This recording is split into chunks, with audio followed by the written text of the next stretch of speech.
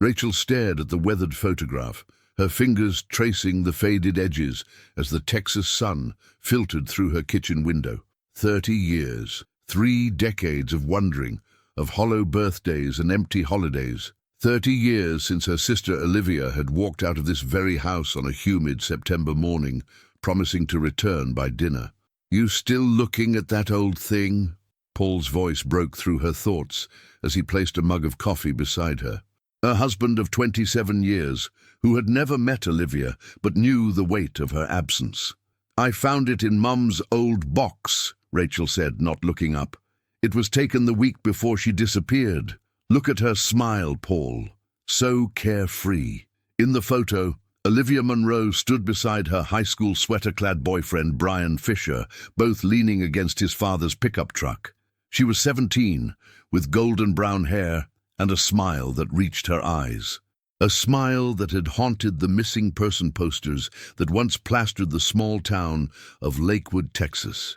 "Your mom would have turned 85 today," Paul said quietly. Rachel nodded, swallowing the familiar lump in her throat. Her mother had died 3 years ago, never knowing what happened to her eldest daughter. The not knowing had slowly hollowed her out, year after year. "I need to go through the rest of her things," Rachel said. "The realtor's coming next week to look at the house." Selling her childhood home felt like a final betrayal, an admission that life had moved on without Olivia. But the dust-covered rooms held too many memories, too many ghosts.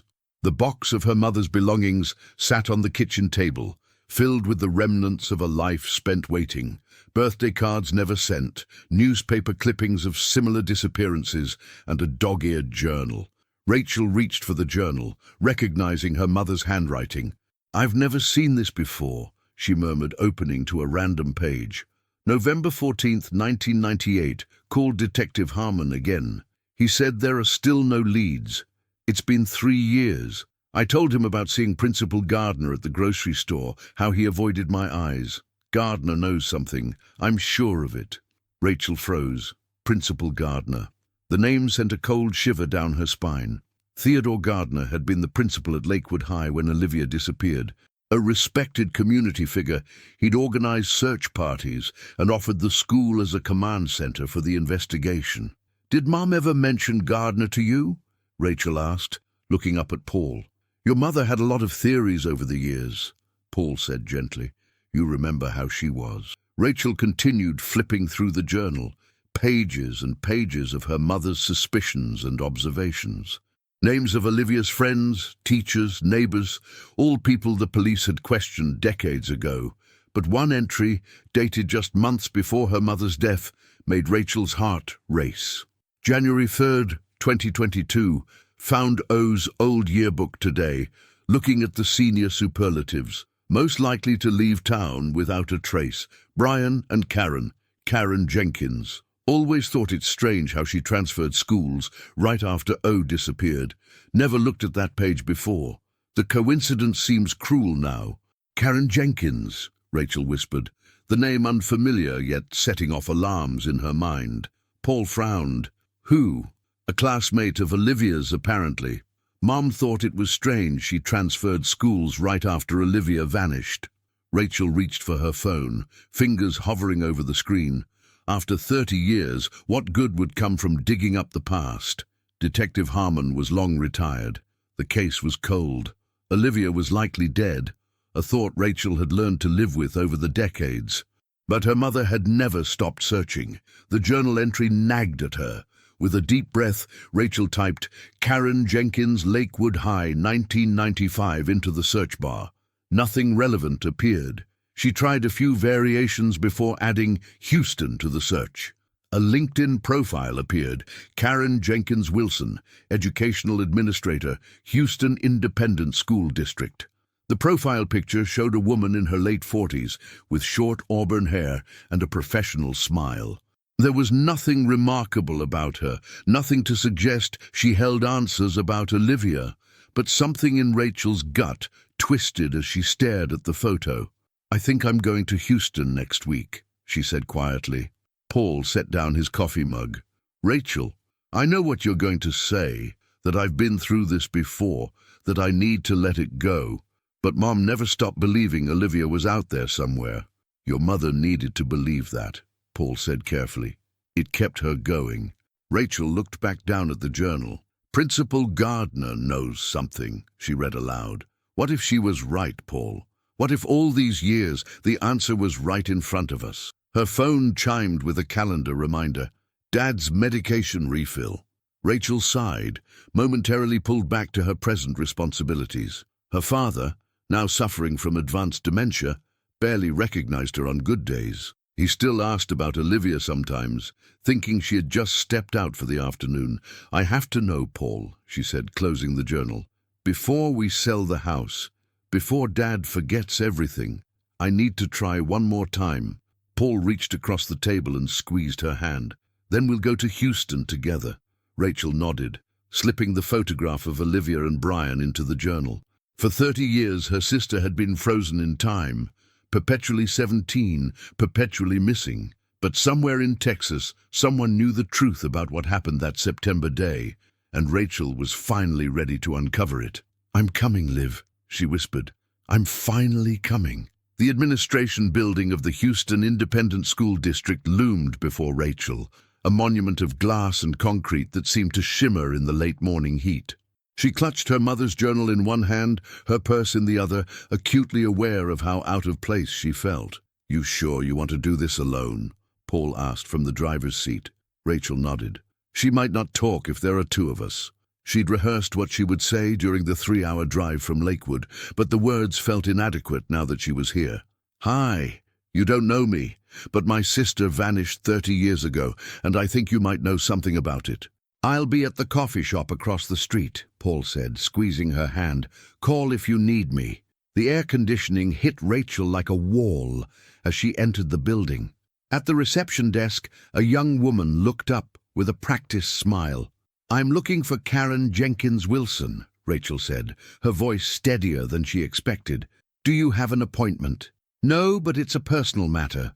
I'm an old friend from Lakewood High. The receptionist hesitated, then picked up the phone. A brief conversation followed. Mrs. Wilson will see you, 5th floor, office 512. The elevator ride gave Rachel time to doubt herself. What if this woman had nothing to do with Olivia? What if this was just another dead end in a 30-year string of disappointments? Karen Jenkins Wilson's office was small but meticulously organized. Family photos lined one wall, a husband, 2 teenage children, a golden retriever.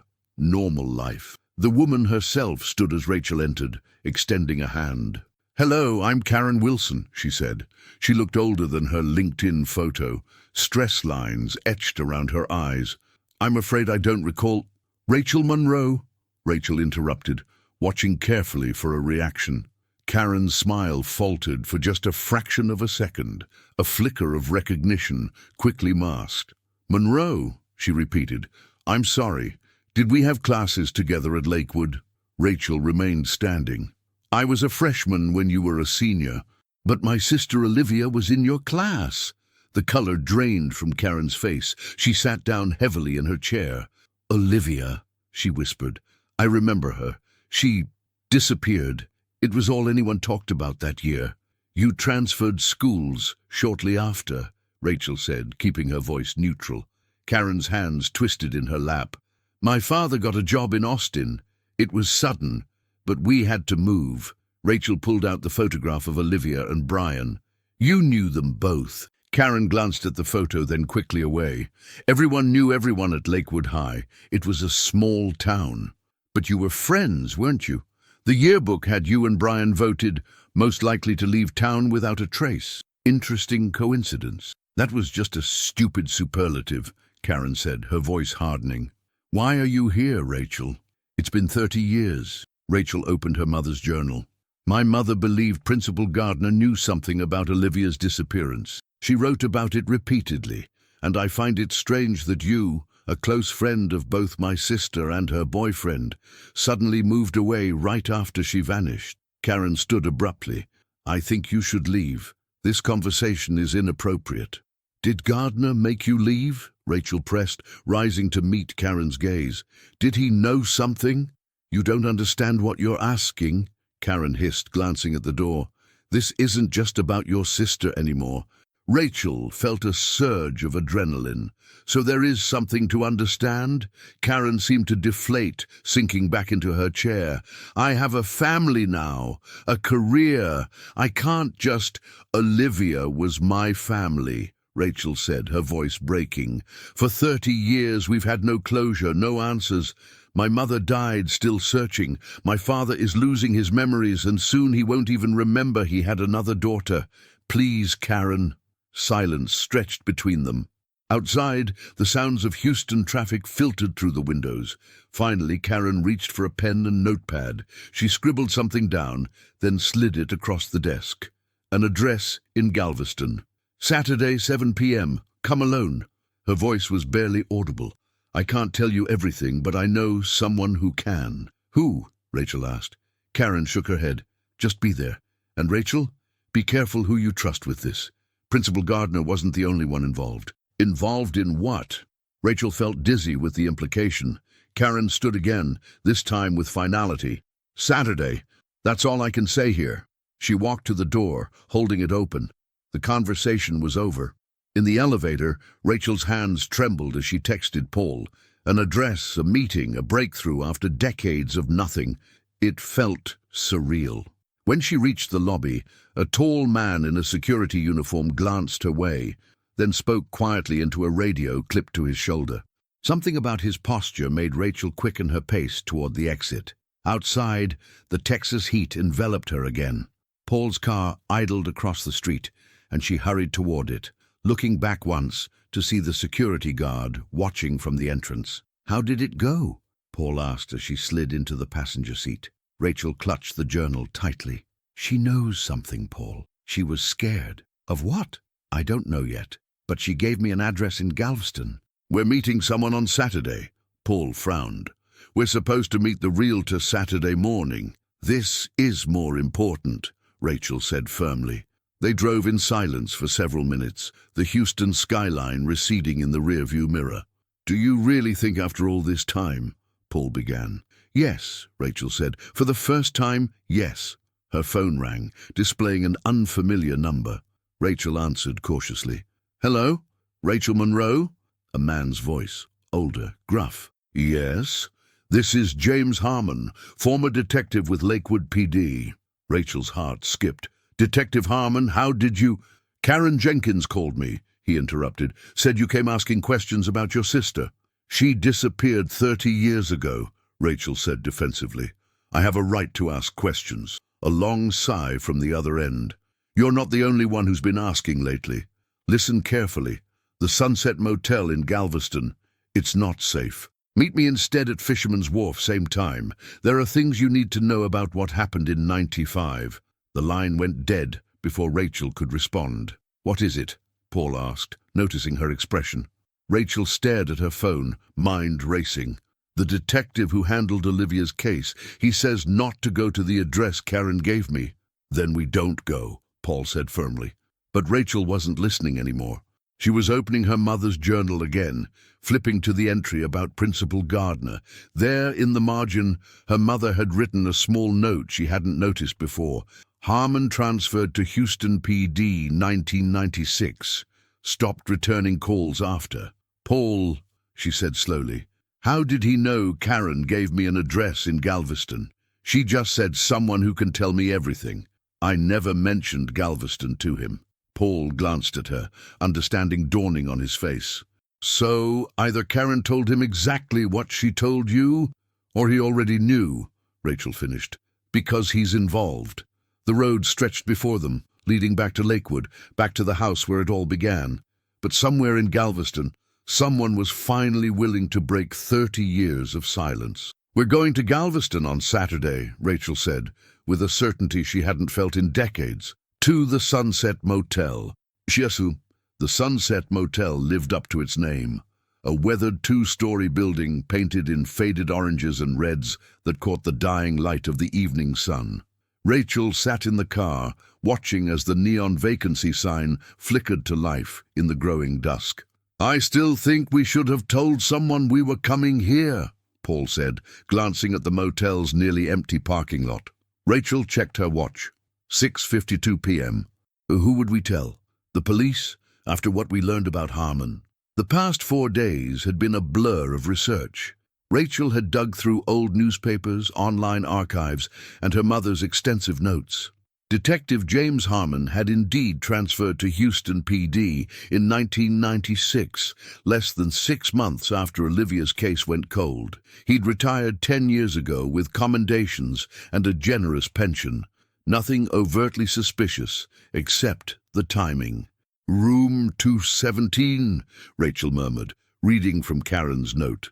"Second floor, probably around the back." Paul squeezed her hand. "I'll be right here. Any sign of trouble, you call me immediately." Rachel nodded, then stepped out into the humid evening air. The sound of distant waves reminded her that the Gulf of Mexico was just blocks away. Olivia had always loved the ocean. The exterior staircase creaked under Rachel's weight as she climbed to the second floor. Room 217 was at the end of the walkway, its curtains drawn tight. She hesitated, then knocked firmly. Silence. She knocked again, louder this time. "Hello? Karen sent me." The door opened a crack, revealing a sliver of a face. A woman, older than Rachel, with tired eyes and a tension in her jaw that suggested constant vigilance. "Are you alone?" the woman asked. "Yes," Rachel said, though Paul was just a phone call away. The woman stepped back, opening the door wider. "Come in, quickly." The motel room was sparsely furnished, but meticulously clean. The woman gestured for Rachel to sit at a small table by the window. "My name is Melissa Fisher," she said, taking the seat opposite. "Brian's older sister." Rachel stared, recognition slowly dawning. The Fisher family had moved away from Lakewood shortly after Brian's graduation. Around the same time, Olivia disappeared. They'd barely been mentioned in the investigation. "You know what happened to Olivia," Rachel said. It wasn't a question. Melissa's hands trembled slightly as she reached for a bottled water. "I know parts of it, more than most. Enough to understand why they've been watching you since you visited Karen. They, Harmon, Gardner, the others." Melissa took a sip of water. "They've spent 30 years maintaining their story. They won't let it fall apart now." Rachel felt a chill despite the room's stuffiness. "Why did you want to meet me? Why now?" Melissa's eyes, so like her brother's in the old photograph, filled with tears. "Because I'm dying, Rachel. Cancer. 6 months, maybe less, and I can't take this to my grave." She stood, moving to a worn duffel bag in the corner. From it, she removed a sealed manila envelope. "Brian kept a journal his senior year. After everything happened, he gave it to me for safekeeping. Made me promise never to show anyone." She placed the envelope on the table. "I've kept that promise for 30 years. Rachel stared at the envelope, her heartbeat thundering in her ears. "Brian is alive?" Melissa nodded slowly, in a way. "What does that mean?" Rachel's voice rose. "Either he's alive or he's in a long-term care facility in New Mexico," Melissa interrupted. "Under a different name. Has been since 1995. Rachel struggled to process this information. "But he was declared missing along with Olivia. That was the story. The truth is in that journal." Melissa pushed the envelope across the table.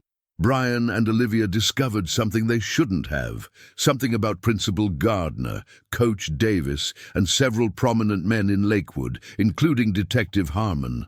Rachel's thoughts flew to her mother's journal. "Gardner knows something. What did they discover?" Melissa shook her head. "It wasn't just one thing, it was years of it. Students being coerced, threatened, silenced. A system of exploitation that reached from the high school into the police department, the mayor's office, the county courthouse." Rachel felt sick. "And Olivia?" Melissa's face crumpled. "They were planning to go to the state police together, Brian and Olivia. They had evidence, names, dates, but someone tipped off Gardner. They were intercepted." "Intercepted how?" Rachel's voice was barely a whisper. "There was a confrontation. Brian was badly injured, traumatic brain injury. He hasn't spoken a coherent sentence since. And Olivia—" Rachel closed her eyes, bracing for the confirmation of her worst fears. "She got away," Melissa said. Rachel's eyes flew open. "What?" "That night, she escaped. Brian had hidden copies of their evidence in my car earlier that day as insurance.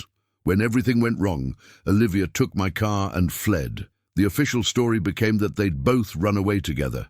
Typical teenagers, the police said. But if she escaped, where did she go? Why didn't she ever contact us? Rachel's mind raced with possibilities. Because she was 17, traumatized, and being hunted by powerful men with badges, Melissa said flatly. Because she believed contacting your family would put you all in danger. You've been in contact with her. Rachel realized, her voice breaking. All this time, Melissa hesitated, then nodded. Not regularly. She moves often, changes her name, lives off the grid. But yes, occasionally.